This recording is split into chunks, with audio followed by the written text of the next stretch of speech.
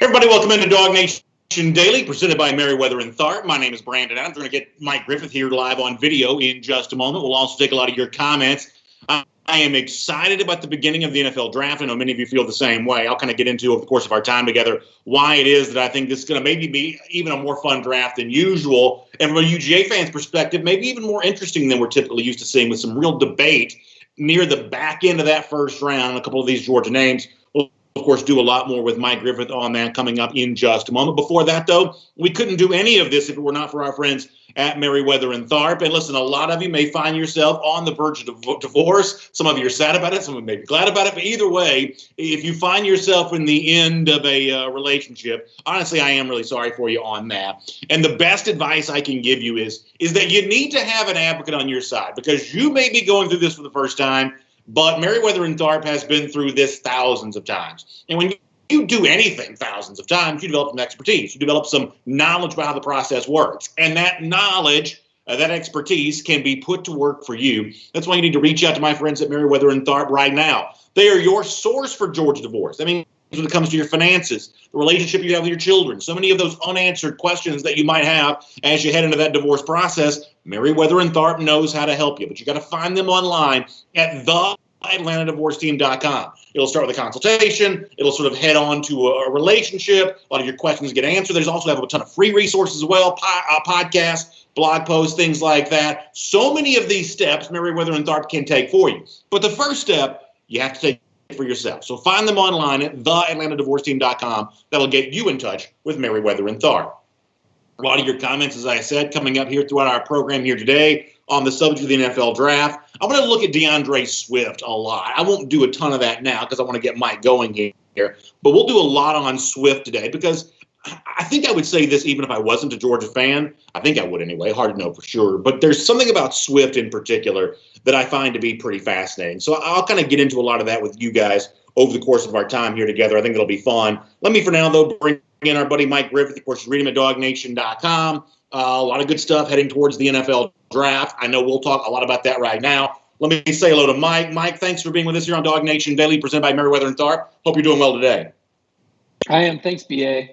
So one of the things I want to kind of focus on is, I thought this was really fun. You know, you can see these prop bets that are out there. Sportsbetting.ag, for instance, has some of these about, you know, for folks who maybe haven't made a sports bet in a long time, they just may be hankering to do that come tonight. And I guess one of the bets that I find to be pretty interesting here is the over-under on Georgia players drafted in the first round.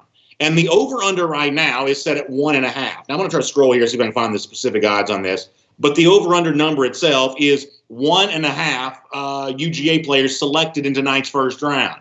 If I gave those same odds to you, Mike, you going over the 1.5, which obviously means 2 or more, or are you going to say that only Andrew Thomas, that's the lone UGA name to be selected in the first round? Yeah, I'd go with the over on that. I've heard enough about Isaiah Wilson possibly creeping up into the first round, and I still think if a team's going to draft a running back in the first round, it'd be DeAndre Swift. All it takes is one team to like you, and I think DeAndre is an explosive guy who kind of offers a lot of upside. So I'm going to take the over on that, BA. Yeah, what's weird to me is, as you said before, when you look at Isaiah Wilson, and a lot of these mock drafts as of late have kind of settled on Wilson being kind of a late, whether it be 29 to Tennessee, some example like that, kind of a late first-round pick. And it seems like the exact opposite momentum is kind of working against DeAndre Swift at the moment, where at one point in time, he was sort of thought of as a player that might go as high as like the mid-teens. All of a sudden now, smart money seems to have him more likely outside the first round than inside the first round. What do you attribute that to? Misinformation and leaks. I mean, right now it's a poker game, a shell game, NFL teams. I mean, let's be honest. They're not going to start telling their beat writer, hey, here's the guy that we're going to go for. Sometimes teams will leak information, hoping that a guy will sync to them, try to convince other teams through leaks in the media, whatever means they can. I mean, it's really one big shell game, right? Nobody really wants the other team to know what they're going to do until it's their time on the clock. So the more I hear about DeAndre Swift slipping out of the first round, the more I think he's going in the first round.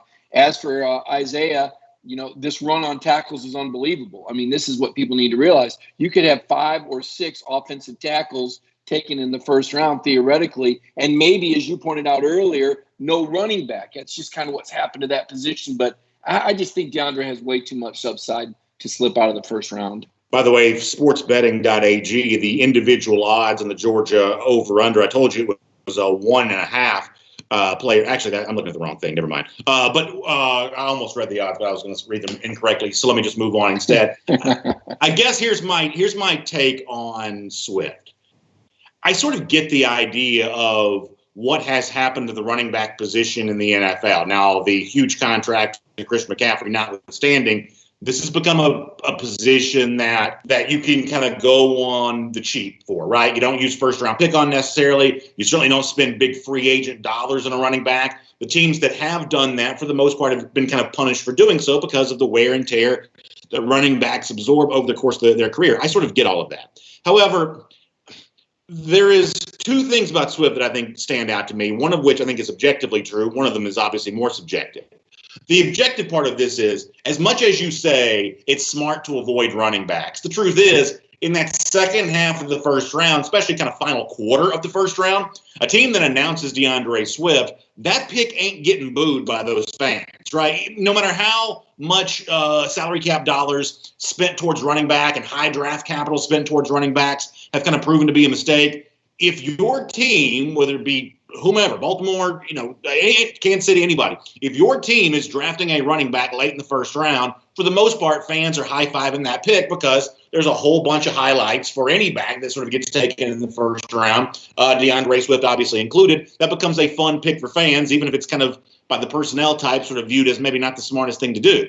Beyond that with DeAndre Swift, and here's where, Mike, it's a lot more subjective. On the podcast version of our show, I've kind of gotten more into this here today. There is something with the way that DeAndre goes about his business that I've always found really, really compelling. And when Swift kind of lays it out there, how committed he is to winning or how much he kind of values his own personal toughness, that kind of drive within, every player says that. But for whatever reason, Mike, when it comes to DeAndre Swift, I've just sort of always found that to be believable. Now, listen, is there a chance that he doesn't live up to what I think he has a chance at the NFL level? Every draft pick, you can say that about DeAndre Swift included. But when Swift speaks so matter-of-factly about his process and his commitment to wanting to go out and being a big-time player at the next level, there is something about the bass that Swift has in his voice when he speaks those words that I just personally find to be believable.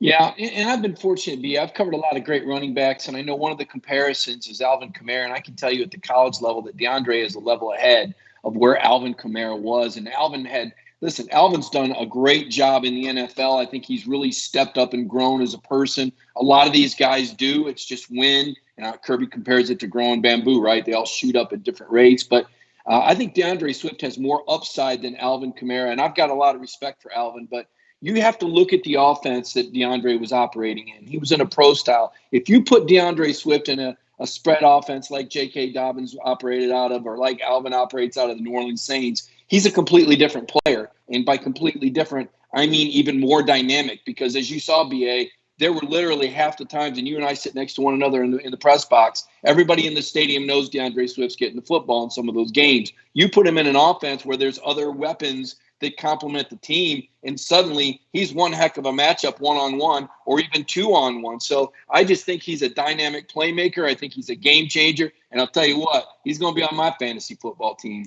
So let me deal with the other two names that could go in the first round. One we know will, and that's Andrew Thomas. From a UGA perspective here for a moment, between Thomas and the other guy that might go, Isaiah Wilson, a lot of growing sentiment thinks that he will go in the first round.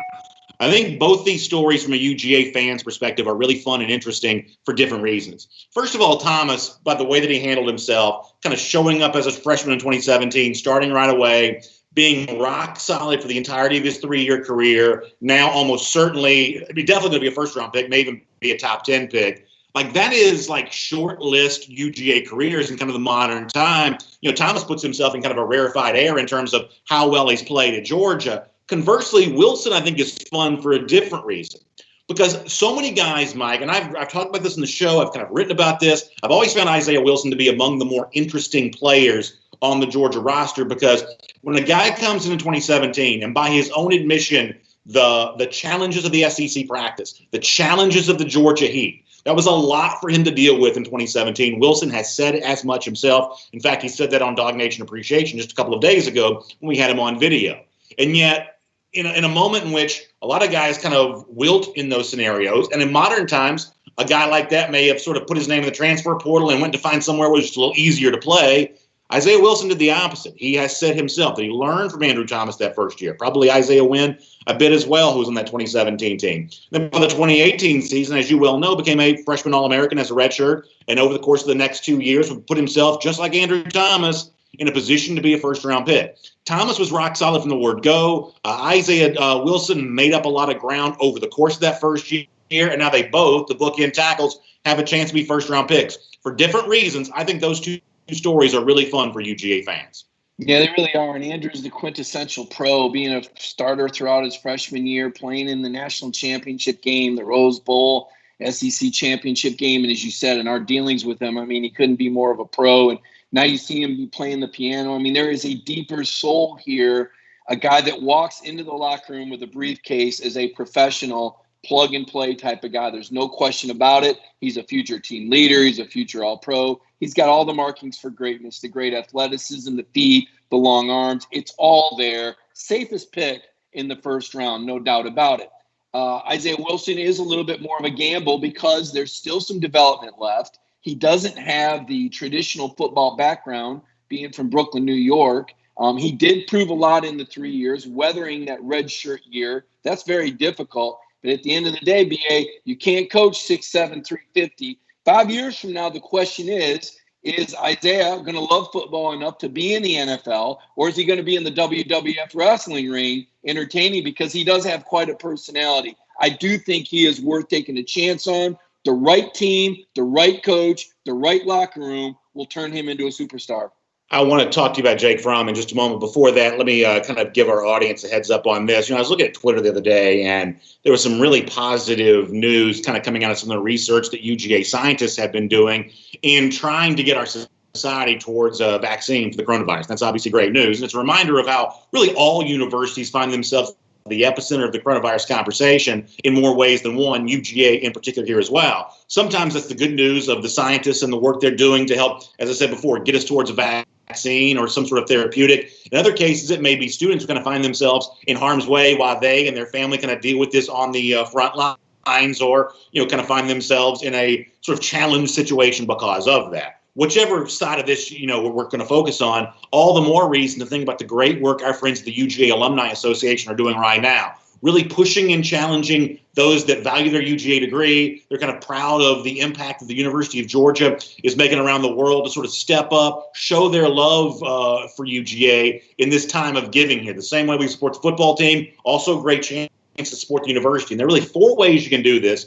I want to make sure you're aware of all 4. The first thing is you can support the Student Emergency Fund. As I said before, a lot of students going to find themselves right now in an uncertain place because they're not on campus, or financially they've been kind of rocked by what's going on there. The Student Emergency Fund gives you a chance to support those students directly. You can also, as I said before, support the researchers that are working towards therapeutics and vaccines and everything else. Really important to be able to do. UGA scientists doing some of the best work that's out there. You have a chance to support that. You can't have breakthroughs without financial support. The UGA Alumni Association is helping facilitate that right now.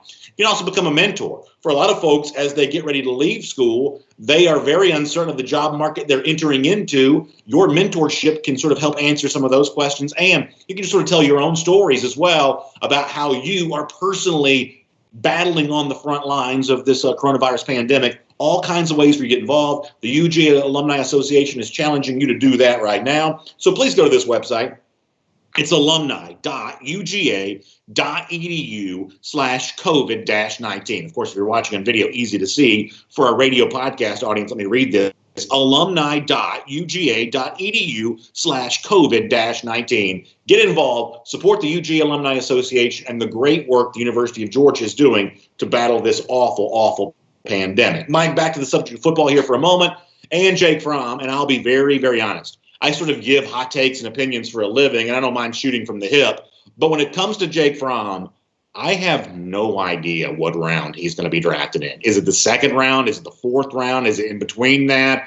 I, at this point in time, have very little idea what to expect from Fromm. It seems like the evaluations are all over the place. This is the last time I'll talk to you on this show before Fromm is drafted. Do you get much of a sense one way or another, or of the opinions that you've read, how have you kind of cataloged these thus far?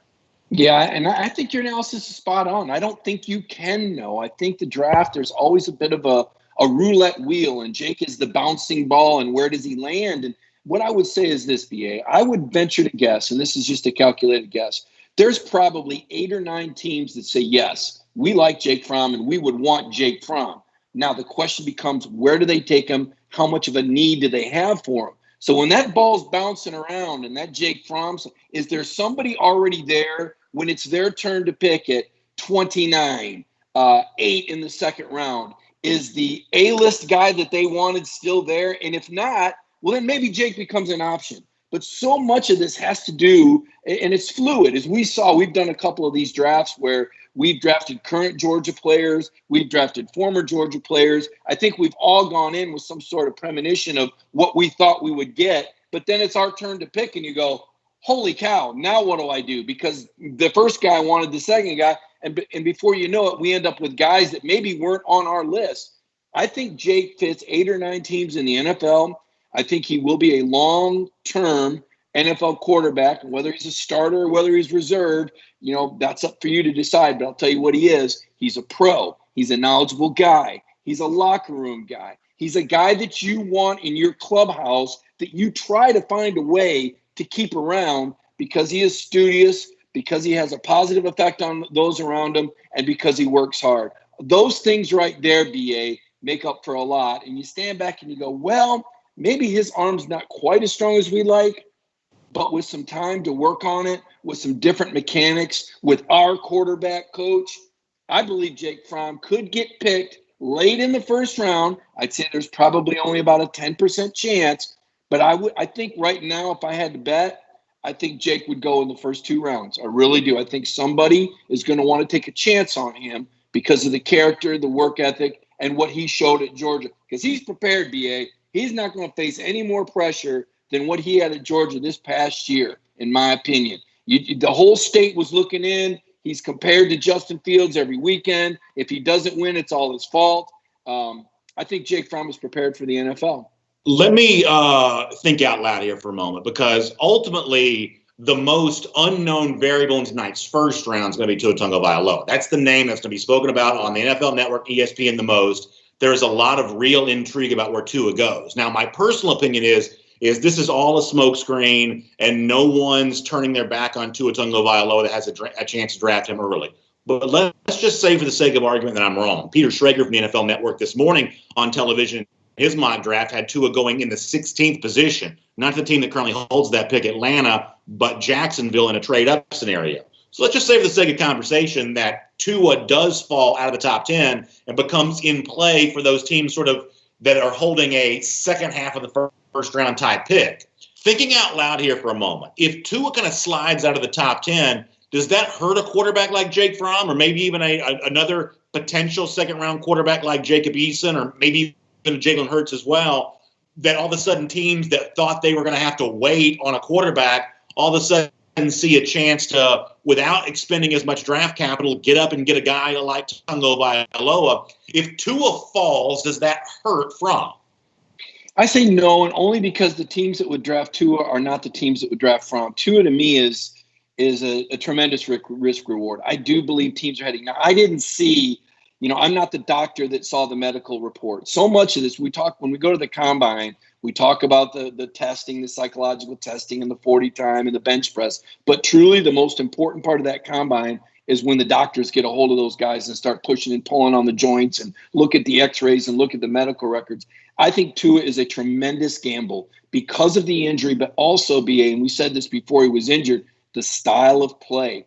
And listen, the guy's a hero. Part of the reason why Tua is so fascinating to watch, and if you're a football fan, whether you root for Alabama or not, you couldn't help but really have a respect for this guy, is the way he battles, the way he extends plays. And that's great until you get hit. And BA, those guys in the NFL, they're bigger, faster, stronger, and they're going to land on you.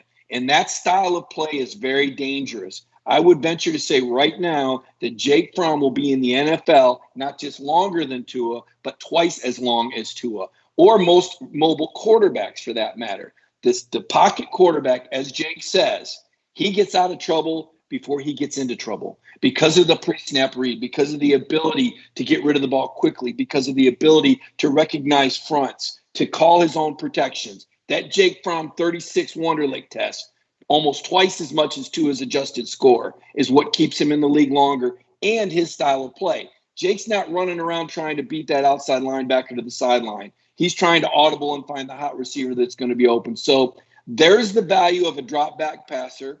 That's why they will continue to have drop back passers in the league. Best case scenario is if you can get a drop back guy with some mobility, right? But even those guys, their competitiveness gets the best of them sometimes. Carson Wentz. But Tua, to me, a big gamble. I don't know if I can see Tua evolving into a guy that can play football without relying on his legs. Somewhat of the same situation that we've seen with Marcus Mariota. Let me squeeze in real quick final thing. I guess Georgia has a chance to break its record for most players ever drafted. Do you think that goes down here over the course of the weekend? I hope so. I hope so, BA. Right now that's not projected. It could happen. I think we need to see 10 guys drafted. It depends on what you think. Did the NFL teams do their homework? Are they going to recognize guys like Tate Crowder, like Charlie Warner, J.R. Reed inexplicably? I don't really understand why his draft stock dropped so much. I thought he was a third rounder if he'd come out his junior year. This year, crickets. Haven't seen a lot on Lawrence Cager in any of the projections. Don't really understand that one. So guys like Cager, Harrion, Crowder, Michael Barnett, Eli Wolf, Charlie Warner, these are guys that could be 6th, 7th round picks or go free agent. So I'm not really sure. I don't know how much of it has to do with the respect for the program, but having been around those guys, I know that they all carry themselves like pros, and I think they've got ability. But again, you get into those 6th and 7th rounds, and those guys get kind of finicky. They've got their favorites and their programs they go to. I do think the thing I will be watching for that I've picked up on just 2 short years cover this program, Bill Belichick likes Georgia Bulldogs. And I want to see how many Patriots are on this Bulldogs roster right now. And right now, I'm going to give you an over-under of 2, BA. I think there's going to be 2 Georgia guys, whether they're drafted or free agents, that we're going to see on the New England Patriots after this entire draft process and free agency signings over with. Fun thoughts to ponder. Mike, we'll see you at 3 p.m. this afternoon for the Cover 4 Live on video. Of course, reading a bunch from you over the weekend, draft-related at DawgNation.com. And thanks for being here on DawgNation Daily, presented by Merriweather and Thar. Appreciate it, BA. Good stuff there from Mike Griffith. Your comments coming up here on video. Let me give you kind of one galaxy brain type take on Tua Tagovailoa before we get there, though. And this is the one thing that they're just not allowed to speak about on television. No one can admit this, but I think it's undeniably true. In a weird way, there are certain NFL teams that will be attracted to Tua Tagovailoa because he's hurt. Look at the Jacksonville Jaguars as a perfect example of this. They are clearly in tank mode right now. Yannick Ngakoue on his way out. Leonard Fournette on his way out. That's a team that's clearly kind of putting itself in a position to stockpile talent, knowing that it's not in a win-now mode right now. Almost everyone is forced to acknowledge that. The same way, Tua is sort of a built-in tank opportunity because the fact that if the hip does prevent him from going through training camp, or if it does prevent him from being less than 100% when the season starts, all the more reason to not play him early out of precaution. And no, who can blame you for doing that if you're doing it out of an abundance of caution? The same thing for the pressure that exists on every quarterback to kind of come in and play right away. Well, if you're a quarterback who's dealing with an injury, there's a little bit less of that. So the harsh evaluation of, was this a good pick or is this a potential bust, that's also postponed a bit there as well. No one can say this out loud because it doesn't fit with the narrative that the NFL wants to exist. But there's an aspect of Tua Tagovailoa's injury and the conversation around that injury, if we assume he'll eventually be healthy again, there's an aspect of that injury that actually makes him more attractive as a draft pick for some NFL teams. And, of course, we'll have some fun talking about some of that. Let me kind of pop in here and get some of your comments going as well. As I do that, let me say a huge thank you as well. One of the most gratifying things for me is as a DawgNation family, and by the way, it's good to be back with you today after missing the show yesterday, but as a DawgNation family, and specifically here for a moment, a DawgNation Daily family, I'm always really thankful for the calls to action that you are always so willing to respond to. Because here during this time, we've got a chance to support some businesses and show them some love, whether it be, our traditional sponsors or some new companies I may tell you about. And the one thing that I'm never disappointed in is the way in which the DawgNation Daily listener viewer kind of answers that call each and every time. An example of that right now is what we're doing with our friends at Sock Fancy. Stephen Lewinger's a UGA grad. He's the co-founder, the CEO of that company. And they're doing a great thing right now. And we at DawgNation said, well, what if we kind of got involved with that? And what if we sort of, helped facilitate some change here? And boy, so many of you have stepped up in such a big way on that. Really appreciate that. The website here is sockfancy.com/masks. What Sock Fancy does, it's typically a sock subscription company. You just sort of get these fancy socks, really good-looking, colorful, bright, interesting socks sent to you. And so many people have done that. But right now, they've kind of transformed their manufacturing efforts to focus on masks, these cloth coverings that we're wearing when we go out in public right now. It's an important thing to help keep the people in your community healthy. But also, there's so many organizations in need of those. We at DawgNation noticed a need for those when it comes to daycares. So what Sock Fancy is doing is, for every mask they sell, they're also donating a mask to an organization in need. We at DawgNation said, can we try to sort of send some of this stuff towards some of the daycares in Georgia who are giving children a place to stay while parents are doing important, essential work? And as I've said before, every job is essential when it comes to putting food on your table and supporting your family and everything else. And the daycare centers help make all that possible. So we have a real heart for daycares around here at DawgNation. Because I know how impactful it is for my own children to have somebody taking care of them. So we want good folks taking care of kids, and we want those people to be able to stay healthy and keep others from getting sick. That's where the masks come in. So sum it all up this way. Go to sockfancy.com/masks. Use the promo code DawgNation.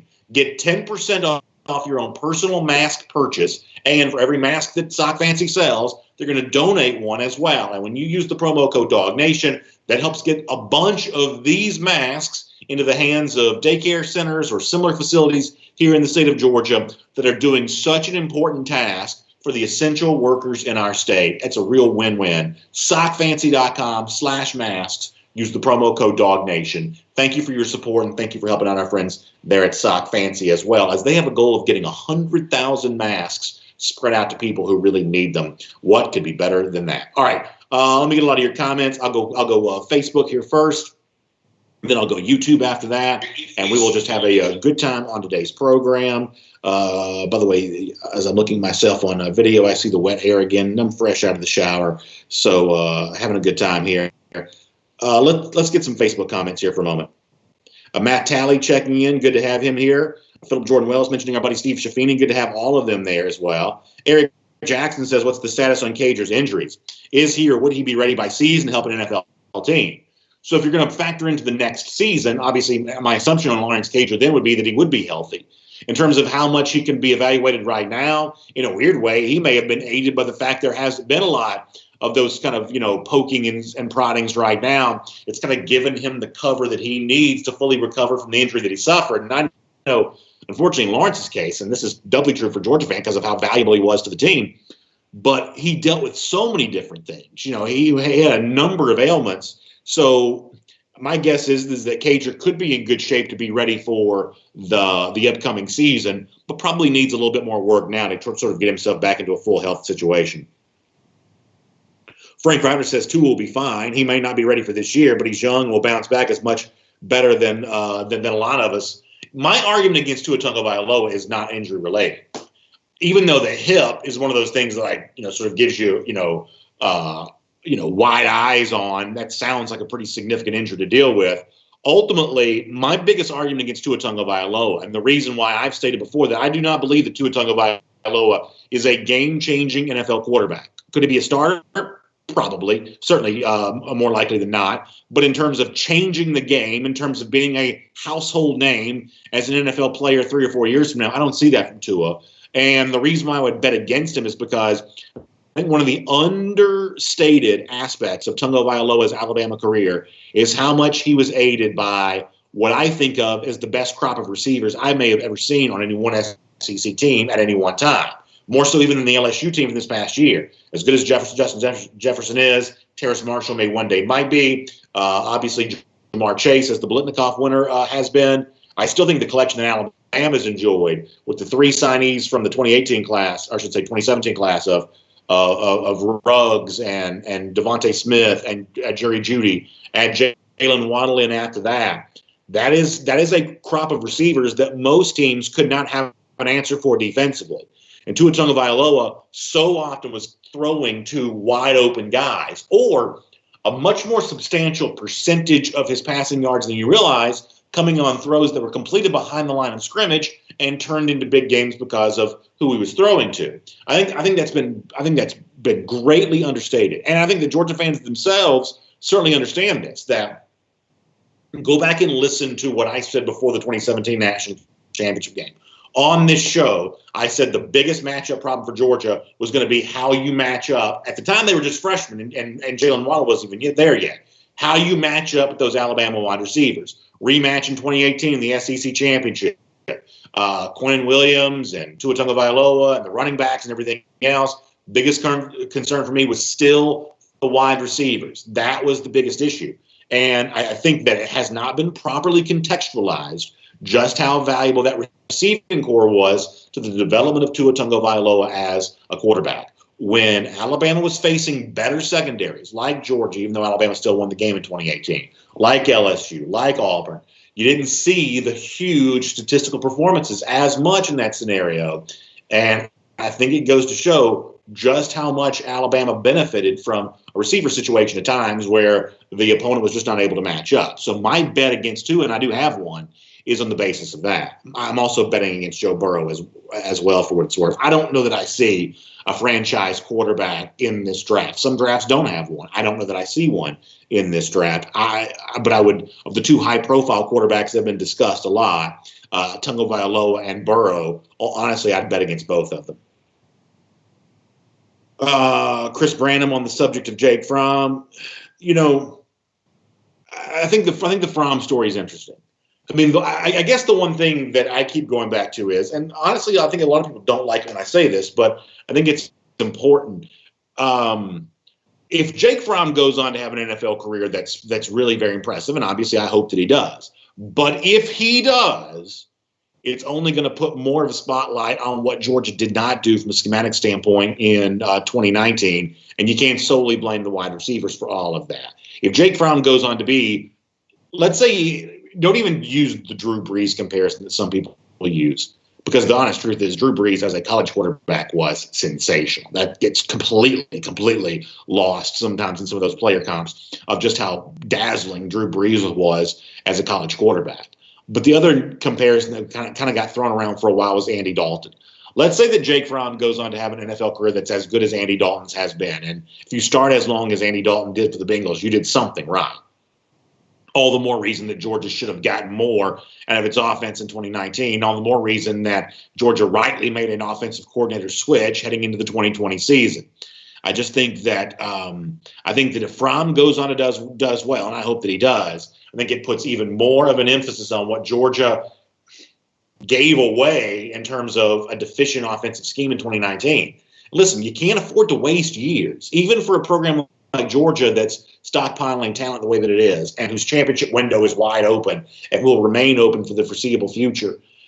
It's not good to give years away. It's not good to be less than your best in an unforced error type of way. And in 2019, I believe that was true for Georgia. And so that's one of the reasons I'll be watching Fromm closely to see how does he perform with maybe a better offensive scheme, which in the NFL he almost certainly seemingly would have. A few more here in terms of your comments. Actually, let me go to YouTube for a moment and let's see kind of what's going on over there. And we will just have a good time here for a few more minutes. And I will have a podcast coming up for you after that. As I said before, it'll be Cover 4 live, 3 p.m. today. I'm sure we'll have another format for you, which should be fun to try to follow. But we'll do a lot of that. And then throughout the draft here tonight, Stephen Venanzi says, I would love to see the Ravens take Swift, need some more dogs in the roster, and be great to learn from Mark Ingram. So, Mike said, hey, it's cool that Bill Belichick likes Patriots players. I think there is something, as a Georgia fan, that you do appreciate when smart teams take your players. I think of the Chiefs, even before they were a world champion, that's a smart organization. Andy Reid's a great coach. He didn't need a Super Bowl to validate that. Patriots are a really smart organization. They've taken a bunch of UGA guys. They've also taken a bunch of, SEC guys types in general, but UGA guys the Patriots seem to like. The other smart organization, the Ravens are a really smart organization. Now, Ozzie Newsom's not the GM there anymore. They've had a little bit of a change over there, but John Harbaugh's a really good coach. That's a smart organization.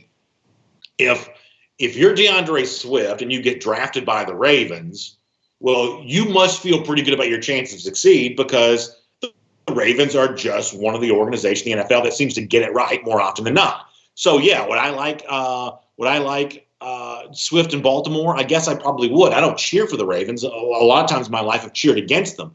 But it's clearly a sharp run organization. When Newsom was the GM there, for sure, that was the case. Maybe even more so kind of now, or I should say remains that way now. That's a smart league. That's a smart team in this league. So if they're drafting DeAndre Swift, then I think DeAndre Swift should feel pretty good about what he proved. Good stuff. George Hernan says that Jake Fromm is a young Brett Favre. See, I think of Fromm as kind of the anti-Favre. Remember, Favre was the gunslinger who, like, 9 times out of 10 was making that throw of, oh, my gosh, what's he doing? Oh, wow, look at that. I mean, there was a lot of, let me get the ball in my left hand and just sort of toss it however I can. There was a lot of, let me force it into harm's way. Sometimes at Georgia, I wish that Jake would have had a little bit more Brett Favre in him, because I do think there's something to be said for, sometimes you just got to sort of, cowboy up and let it go. And I would like to have seen a little bit more of I have a weird thing about quarterbacks that admittedly is kind of strange, but I've said it before. I am not that worried about interceptions. I'm just not. Now, I don't want a million interceptions, but the idea that, is it the Hippocratic Oath? Is that the thing where, like, the first thing is the doctors, like, first do no harm? Am I right about this? For those of you in the medical field, is the not the Hippocratic Oath, but the Hippocratic Oath, first do no harm? I don't think that's true for quarterbacks. I don't. I like quarterbacks who want to play to win, and Brett Favre is kind of one of those guys. Favre did some really dumb stuff over the course of his NFL career, and if you follow him in Atlanta, did some dumb stuff off the field there as well, which we'll kind of push aside here for a moment. But I don't believe that quarterbacks have to pledge the Hippocratic Oath, this idea of, that your first job is to avoid mistakes. Honestly, if we all operated from that standpoint, no one would ever start a business. No one would ever, move across country to sort of take a better job. If we all sort of operated on that kind of risk aversion scale, then a lot of the great things that have happened in life would not have happened. Mistakes are part of the process when you kind of live at full speed, when you sort of live out loud. So from that standpoint, the way that Brett, I don't know how I got on such a tangent here, I apologize. But the point I'm getting to is that Brett Favre is this sort of wild gunslinger that made one bad decision for every 2 good decisions that he made. And obviously he's in the Pro Football Hall of Fame now. So for future Georgia quarterbacks, this idea that whatever you do, you got to avoid mistakes, that whatever you do, you got to be careful. I actually don't know that's the best overall philosophy. And some of the greats that have played this game stand as proof of that. SEC Dog compares him to Dave Craig, which is a name that I did not think we would have reference here today. Is that the former Seahawks quarterback? Am I right about that, SEC Dog? Was Dave Craig a Seahawks quarterback back during the Steve Largent era? Am I right about that? Tristan West says he saw too many times where Fromm wanted to audible but couldn't due to the play coming in late. There was some talk about that a year ago. He says that's Fromm's strength, getting us out of bad plays. That may be very well true. That there was a lot of talk about that during the year, that there was just sort of a rhythm upended by the play coming in late. And then I've always said, if you go back and watch Jake in 2017, Jake, his best skill, I believe, is that he's a really good, quick decision maker. Now, in the NFL, what Fromm did in college in, say, 2017, you really can't do. NFL teams are just too good at disguising defenses. Fromm was just a really good, quick decision maker, though. And he may not always make the absolute best decision, but he almost never made a bad decision. For instance, there are lots of times when Jake Fromm, you may cite an example of, he takes the snap, throws the ball, guy catches, it's an 8-yard gain, and somebody says, well, look at this guy, he was wide open. And the trade-off sometimes is there'll be a better decision had you waited longer than you could have made. But as Jake, I think, famously and correctly once said, you can't go broke taking a profit. And in 2017, that's a lot of what Jake did. just sort of take profits, kind of as the old broadcaster once said, matriculating the ball down the field. In the NFL level, that's just more difficult to do. The NFL teams are just really good at disguising stuff. It's just because the talent level is more even, coaching matters more. And these NFL defensive coordinators, many of them are just diabolical. Remember the thing that Sam Darnold said about seeing ghosts? And he kind of got mocked for that. But NFL teams are really good about making you feel like you see ghosts. Even for someone like Jake, with a really good Wonderlic score, these NFL defensive coordinators do this for a living. And so it's a lot more difficult, I'm assuming, at the NFL level to read what's happening in front of you from a defensive standpoint, because these guys are just going to be good at disguising that. Let's get a few more YouTube comments. Boy, YouTube's good today. Shane Elliott says, did we ever do that Falcons talk? So honestly, we tried to get together with Chuck, and he's just super busy. So we're going to try to do something tonight on the Falcons channels, and Chuck's just busy, can't do it. So we're going to bring the show back and start doing it again. We kind of got messed up because of the Corona deal. But we're going to bring it back and do it again. Eventually, we're going to try to do it tonight. Chuck's he's got draft parties and things like that, training guys, so he's just not available. But at one point in time, we were talking about doing it tonight. And then tomorrow was going to be an option, and then 1,000 things going on there. So Green Soldier says, bringing up the Hippocratic Oath in a quarterback conversation, only BA could do that. Yeah, I guess maybe so. You can decide for yourself if you think that's a good thing. But thanks for noticing, Green Soldier. I appreciate that. And as far as the Falcons deal goes, so yeah, we just cannot get the schedules on the same page. But we're going to be back doing that again sometime soon, because I love doing that. I miss the Falcons talk, especially. I won't get too heavy on this in the Georgia show, but the Falcons are a crazy team in tonight's draft, like really fun. Jay Glazer said they tried to get to 2. Honestly, I'll give one opinion on this, and then we'll go back to the Georgia and the college football stuff exclusively. The only player I would trade up for is Chase Young if I'm the Falcons. I'm not trading up for Derek Brown. I'm not trading up, I don't believe, for Jeffrey Okudah, even though I really like Okudah. I'm certainly not trading up for C.J. Henderson. I'm not trading. If I can't get to 2 and get Chase Young, I'm not trading up for anybody, because I don't know that any player, Brown and Okudah included, are changing the fortunes of your franchise, especially when one of the mock drafts I saw, and this would be the most like typical Falcons thing ever, trading up to get Derek Brown and then having Javon Kinlaw land at 16, which was the Falcons' old spot. Now, if there's a trade that's made, the whole draft order gets kind of combobulated at that point in time. But, I mean, wouldn't that be like the most Falcons thing ever? Trade up to the defensive lineman Brown, only to have the other elite name fall to the 16 spot. So the only player I would trade up for if I was Atlanta would be Chase Young. By the way, it's our R.S. Andrews cool down, air conditioning, heating, plumbing, electric. Our folks over at R.S. Andrews, they love football. I know Dari's going to be watching the draft closely tonight. He's probably got 1,000 bets on who's going where and what's going to happen what. Dari's going to be following all that stuff very, very closely. They just love football. They love the conversation we have here. That's why they want to bring the R.S. Andrews cool down to you. So if you've got an issue with the air conditioning, if you've got an issue with your water heater, in many cases it can be replaced the same day. That's just the good work that R.S. Andrews does. Story after story, they've been delivering smiles. They can deliver a smile for you as well, but you've got to check them out online at rsandrews.com. That is rsandrews.com. Hoop Dog says he thinks that Fromm goes to Pats in round 2. Be interesting to see. Those second-round quarterbacks are going to be really fascinating, very fascinating. Very fascinating. SEC Dog said Dave Craig led the league in getting sacked. Yikes, that's not a good thing. Light Dog 1968 says loud noises. George Herndon says the reason why he compared Fromm and Favre is because they both have the love of the game. From that standpoint, I probably agree. J.C. Howell, thanks for the kind words. Let me get a few more Facebook comments. Then after that, we got to get ready for a podcast. Somebody said it's a good year to trade down. Yeah, I mean, typically speaking, if you can trade down, it's good to do that. This may be a good year for trading back, not just because the talent's going to be there. And in some cases, elite offensive tackles, elite cornerbacks. In some cases, you can go back and get some really, really good talent.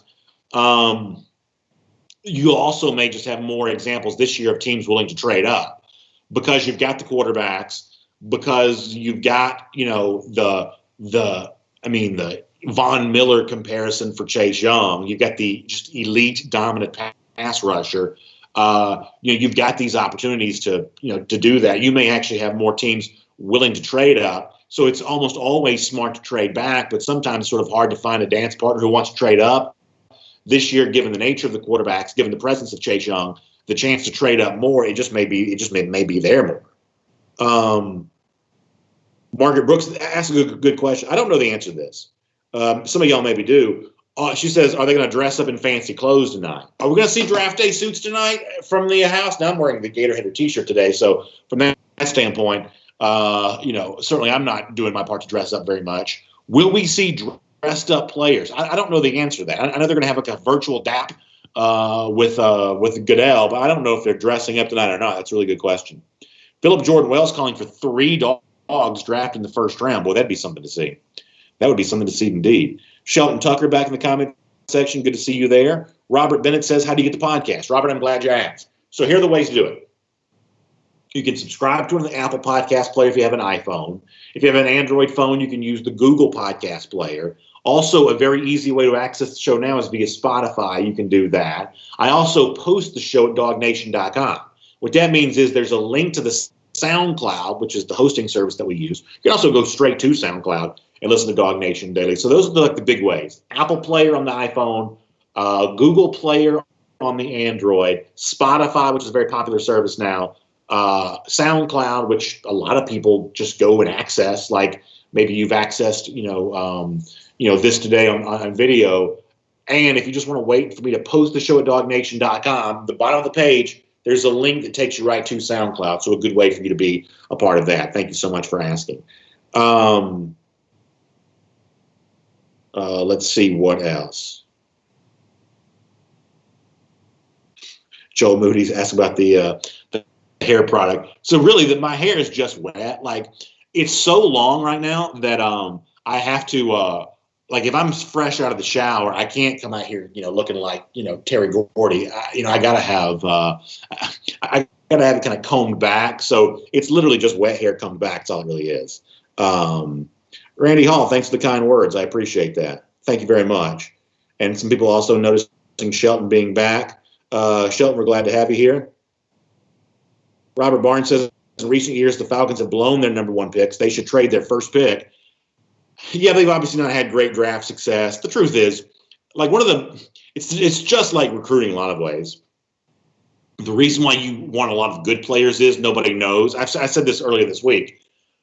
The role that competitive fire plays in success is so significant, and the ability to measure that before you see a player in action is so haphazard that you'll always have a lot of draft busts, the same way you'll always have a lot of recruiting busts. It doesn't mean that the evaluations were wrong. It just means that there's always a huge unknown variable in those evaluations. And recruiting, you can overcome that by signing 25 5-stars, and you hope about 12 or 13 of them really pop for you. And the draft, you can't really mitigate against that quite so much. So what you have to do is try to stockpile as many picks as you can. For instance, what the Patriots have won so many Super Bowls with, and teams like Pittsburgh have been good about this too, is, would you rather have 2 second-round picks or 1 first-round pick? Well, honestly, you'd probably rather have the 2 seconds. Would you rather have, a first-round pick or 3 fourth-round picks? NFL teams would tell you, the smart ones anyway, that 3 fourth-round picks are probably better. That even though you're getting what you think of as a lesser talent, the truth is the batting average for some of these, especially in the second round, a player taking say 33 through 45 succeeds as much in the league as someone who goes 21st overall. I mean, it's just kind of a weird way in which we kind of arbitrarily draw the lines between first round, second round, things like that, based on the number of teams in the league. But the honest truth is there's nothing magical about being a first round pick if you go 27th overall. These later picks, when you have fairly substantial chance of succeeding and you increase your odds by making more picks. The smart NFL teams don't draft first round picks at a more accurate clip. They just make more picks, period. Keep that in mind. All right, we got to get ready to go. Really fun stuff. Thanks for being here. Gator Hater Updater, by the way. Lousy, stinking Gators. 1,272 days. Nice round numbers there. 1,272. Been a long time since Florida's been able to tout a win against Georgia. And we love the idea of that number continuing to climb because we believe that a good Georgia fan is a Gator hater first and foremost. A lot of rivals, a lot of hate to go around, but from a sporting sense, no more fun team to hate than those lousy, stinking Gators. Y'all, thanks for being here on DawgNation Daily, presented by Merriweather and Tharp. Personal thank you to me, to Bob Tharp and Jason, the whole team over there at Merriweather and Tharp for just being good friends of ours, good sponsors, doing a great work for our community, helping people be made whole again when they find themselves in the midst of a irreparable relationship. That's important, y'all. Merriweather and Tharp does good stuff on that. TheAtlantaDivorceTeam.com for more. I'll be here with you at 3 p.m. this afternoon for Cover 4 Live, probably tweeting a bunch during the draft tonight, and then back here at 10 a.m. tomorrow for DawgNation Daily, presented by Merriweather and Tharp. We'll look forward to seeing you then.